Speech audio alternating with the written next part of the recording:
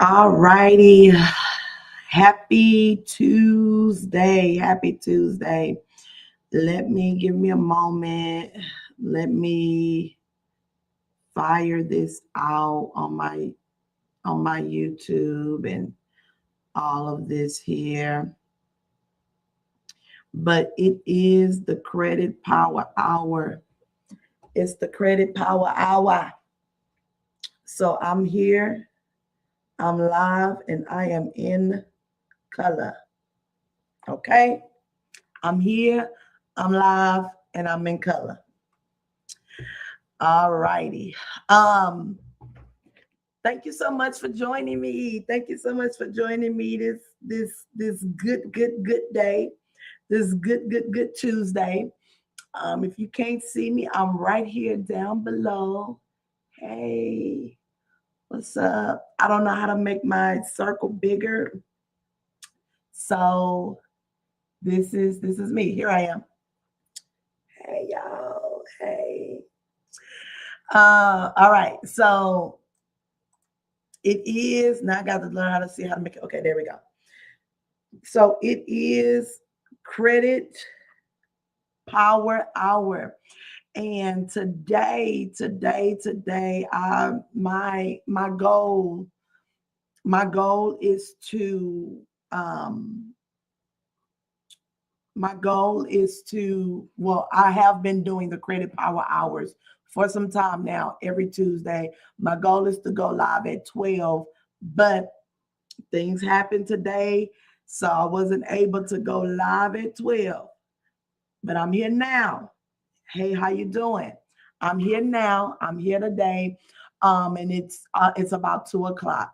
All right. So today, because it is the credit power hour, today, go ahead. If you're on, please like the video. If you're on, please like it, please share it. That helps me and my efforts. That helps me get what I need to get to the people that I need to get it to. Okay. My message and my teachings and my education is not for everyone, but for those that it is for, I want to make sure that they get what they need to get in the time they need to get it. Okay. So that's that on that. Um, Also, let's see. Here we go. Join me in the money reset room. Hey, join me in the money reset room. Uh. All right. Let's get to this. So today I am going to be discussing. I will be discussing today um, credit inquiries. Okay, I'll be discussing credit inquiries today. It is my hope and prayer that if you have, a lot of credit inquiries on your report, it is my hope today that you get an understanding of how the credit inquiries work, the impact that the credit inquiries have on your report, because they do have an impact. They do have an impact. So it is my hope that you are able to get some type of understanding and knowledge about credit inquiries when you after you watch this video. Okay, so if you're here, please put I'm here in the chat and say hello, be nice, say hi, and then go ahead and like the video for me. Also, if you may be catching the replay, go ahead and do that as well for me. All right. Okay. All right. So let's go over. Uh-oh. Oh, okay. Fine there. Let's go over credit inquiries. Okay. So let's talk about what a credit inquiry is first. What is a credit inquiry?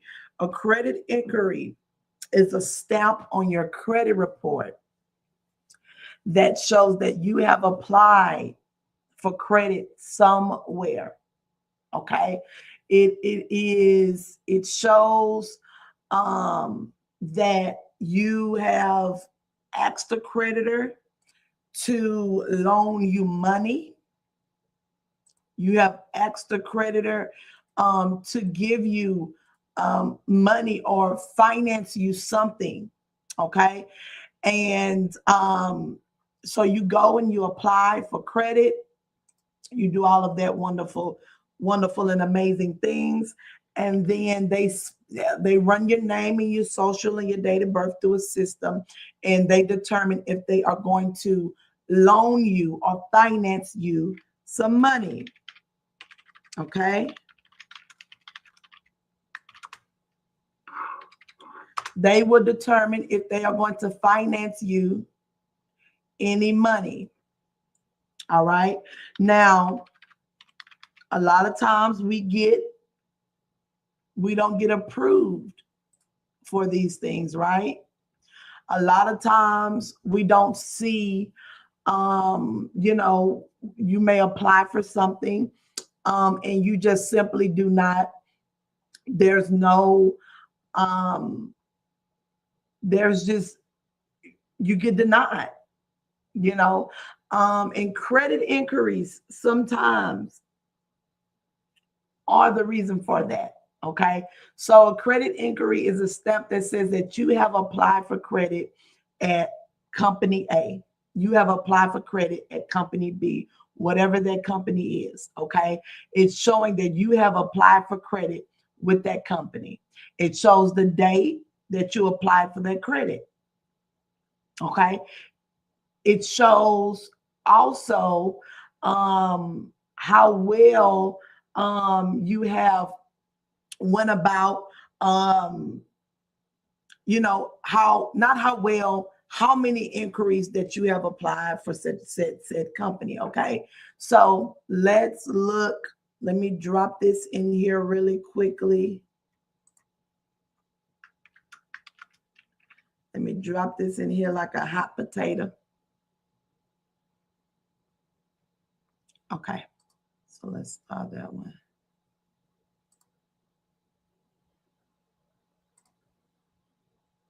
All righty. So let's look at this. So every letter that you send over, I will just go ahead and let you know and tell you this. Okay. Whenever you send a letter over to the bureaus, okay, whenever you send a letter, the bureaus get that letter. They unwrap your letter. They feed it through a machine. The machine calculates what exactly you're asking, what outcome do you want, and what they read the letter. The machine reads the letter. And when the machine reads the letter, it then spits it out to it will spit it out to whoever is handling that dispute for you. Okay. So when you are doing these letters, and let me see if I can zoom in here. When you are doing these letters, less is more. I'm just going to be honest with you. Less is more. Less is doing more than putting a bunch of things on it. Actually, if I was actually sending this letter out, it would be way less than this. But let's go ahead and let's review it. Each bureau is not different in the way that you need to send the letter. Okay. Because they all have machines reading the letters for them. So each bureau is not different in that sense. So whomever you are going to send this to, whether it's TransUnion, Equifax, or Experian, or if you have a credit inquiry that may be listed on all three. Now, you don't want to send it like this, okay? Don't send TransUnion, Equifax, Experian, but you're going to take one, do a letter. So you're going to want to make 3 different letters, okay? If you have a credit inquiry that is listed on all 3 bureaus. But here is this here. So you're going to title it, TransUnion. I'm writing to formally dispute a credit inquiry that appears on my consumer credit report. Okay, under the Fair Credit Reporting Act, FCRA. This is an act that houses all credit laws that that are important and imperative or important to the consumer.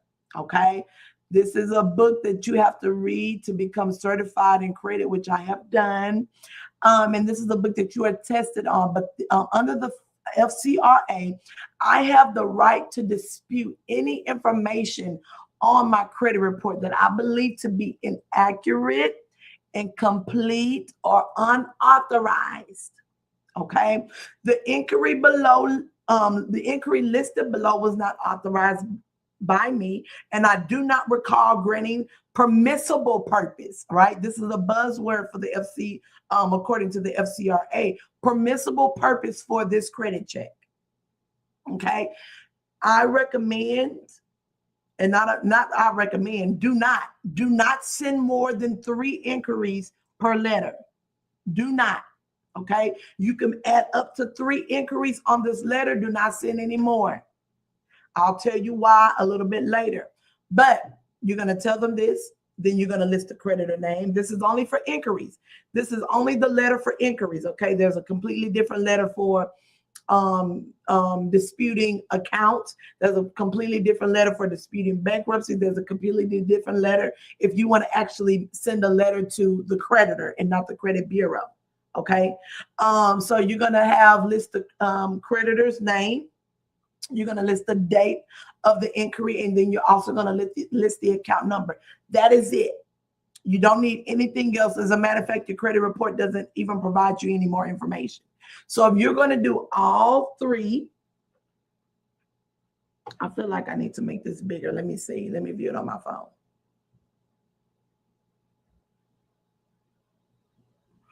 It's not that bad. Let me make it a little bigger though.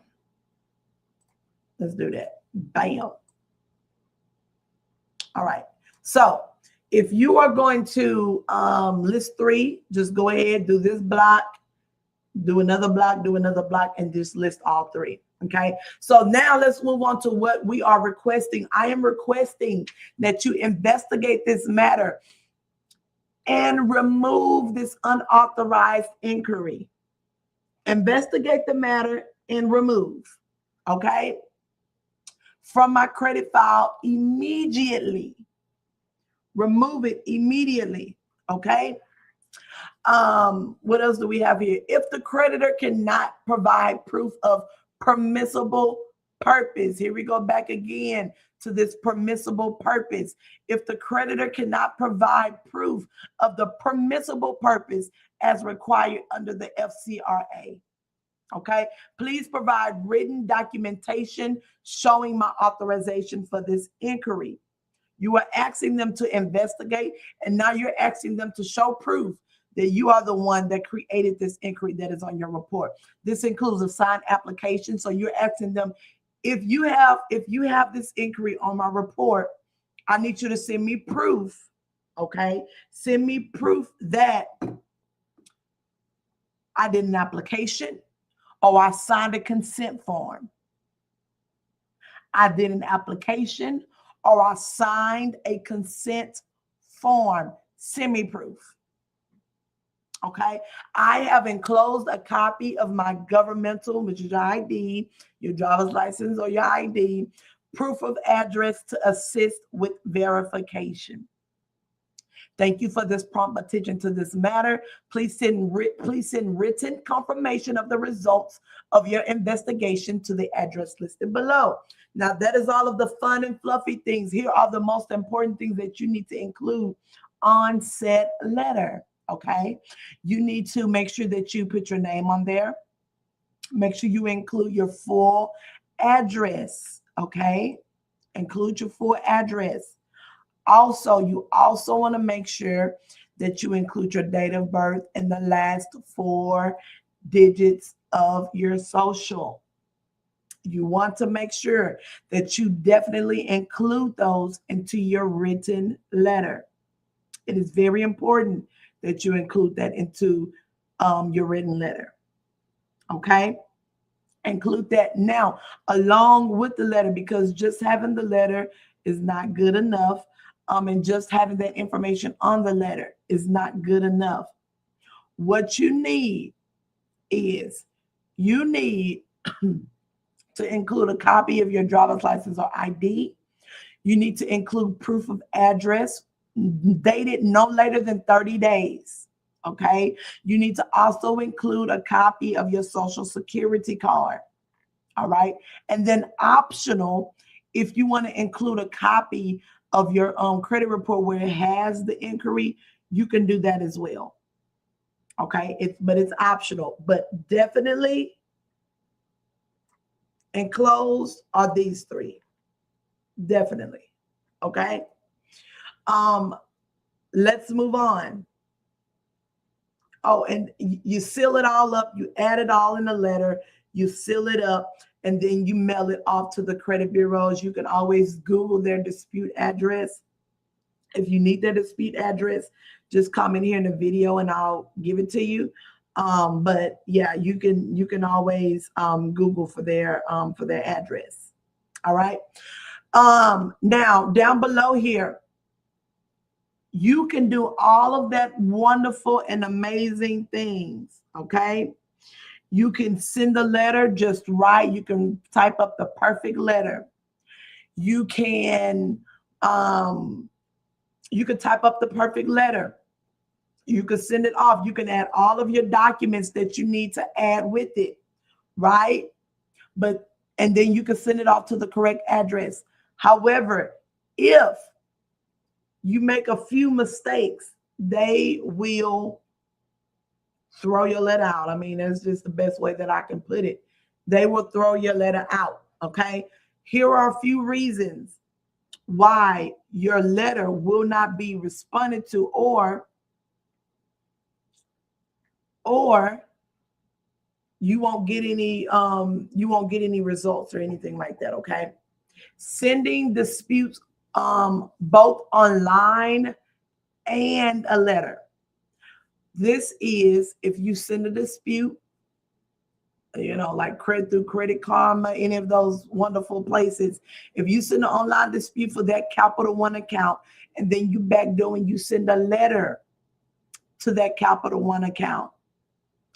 You send a letter to the credit bureaus for that Capital One account. It's shown as a duplicate. They'll throw it out. If you do not include your ID or your proof of address, they throw it out.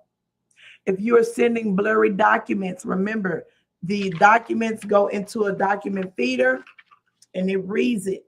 It reads the document. So if your documents are very blurry, okay, meaning like your copy of your ID, the copy of your proof of address, if any of that is blurry, thrown out. Okay. If you are disputing too many inquiries at once, that's why I told you only do up to 3. If you do a bunch of inquiries, if you got a whole list of inquiries on a dispute, it's thrown out. Okay. If your name and your address do not match, if the name on your letter and the name on your ID or social security, proof of address is different from what's on your credit report, it's thrown out. It will be thrown out. Okay. So these are little small mistakes that can get the letter thrown out and a waste of postage that you didn't send. Okay. All right. So like I said, let's dispute 1 to 3 inquiries at a time. Now, legally, the bureaus have 30 days. Okay. Legally, they have 30 days to respond. They can take longer than that, and nobody is going to, they won't get in trouble for it. Okay. Not unless you push, but they won't get in trouble for it if they take longer than 30 days. Point blank, period. Okay. But a lot of times, especially with inquiries, it can be less than 30 days. I've seen 2 weeks. I've seen 1 week. If you get them on the phone and dispute it, that can take 48 hours before it's removed. So the timeline varies, but legally they have 30 days. Okay. When not to dispute an inquiry, when you do not want to dispute an inquiry, when you do not want to dispute an inquiry, you do not want to dispute an inquiry that's tied to your mortgage, okay, or tied to your automobile that you have that you are approved for. You do not want to dispute that type of inquiry because it can affect your chance of being approved or even keeping the account. Case in point, I had a client one time that disputed I think it was a Capital One, it was a credit card. They disputed a credit card. The credit card was open. It was an open account. They disputed it.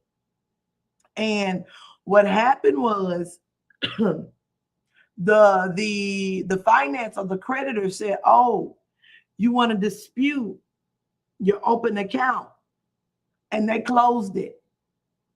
True story. They closed the account.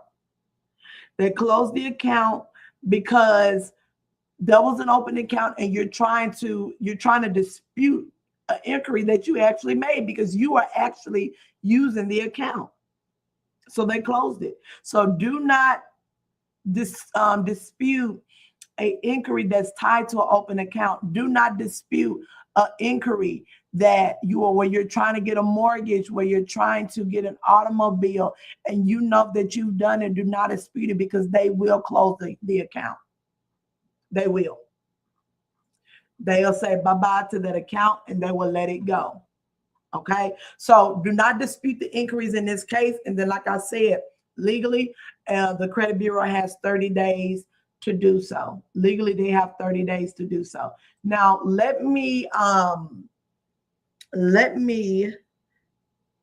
is it for the inquiry letter portion of this live. I do want to, I did a live, I believe yesterday or whenever, and I talked about the three bill accounts. I believe I talked about the three bill accounts, if I'm not mistaken. Yes. I did not go over like the money leaks. I will do that sometime this week. But I also wanted to tell you and show you about, the money reset room. Okay. I want to tell you about the money reset room. You may have seen me post about it. You may have seen me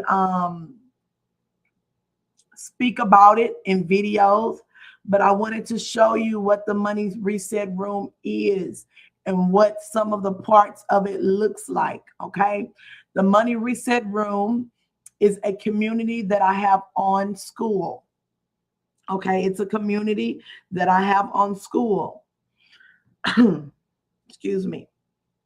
And here I cover all topics that I discuss in my lives, right? I cover the how-tos because we can talk all day, but the actual how-to, I cover that as well. So, and it's a faith-based community. So everything that I teach, everything that I do is rooted and it has biblical roots, right? It has faith roots. Also, I do one-on-ones in this community. We discuss credit, we discuss investing, we discuss budgeting, we discuss money, we discuss savings, and many more. There is a subscription amount. The subscription amount for this community is $9 a month. You also get access. You also, with your subscription, get free access to the classroom that I have within the community. Okay. These are my live call replays, or live replays that I've done across all platforms because I am on TikTok. I am on Facebook. I am on Instagram. I am on YouTube. Let me see. TikTok, YouTube. Let me see. TikTok, YouTube, Facebook, Instagram, and Threads. Okay. I am on all 5 platforms. I may do a live here that I don't do on TikTok. I do a lot of lives on TikTok that I do not do here. So all of my lives, all of the replays to the lives, all of the information for the lives are located in the live call replays. Okay. Also, if you do not know, I created a 21-day financial fast. Would you look at that? I created a 21-day financial fast. Okay. And the financial fast, it's a 21-day. It walks you step by step, but it's free. The course is available here for those who are in the school community. I have a resource links section, right? That gives you links to resources that you are going to need. I do not discuss those links on any of my social media platforms because that is strictly for that. I also do not go over anything from my tool. I may give you a snippet here, a snippet there, but I do not go over the things listed in my 21-day financial fast on my platform. You may see me flash it. You may see me do this. Zoop, zoop, zoop, zoop. Right? You may see me do that, but I do not discuss the content that is in that, and that is strictly for the school community. I also have one-on-one financial sessions available inside of the community. I also have a course in here in the classroom, a course for teaching your kids how to, the kid version of money, teaching them about money, how to save, how to budget their little $1 here, how to give their little offering. So that is included in there. I'm also adding all of my credit courses that I have that are already recorded that I have. I'm working on uploading those inside of the classroom as well. Okay. But this is what this is the money reset room. Like I mentioned, it is a subscription classroom or subscription community. And the link, as always, in my bio. The link is in the comments, where you can join me over in school, because eventually, once I build my school up to the amount of members, like all of this teaching that I do online, I'm not going to be doing it anymore. Not to this degree. Right? There are going to be things that I'm going to strictly keep for my community. So I am working to build this community up. Okay. I'm going to do a live on my personal Facebook page tonight. Yes, tonight. I'm going to do a live on there. I'm going to be talking about my school community. I'm also going to be talking about my financial fast workbook as well. I'm going to be talking about that.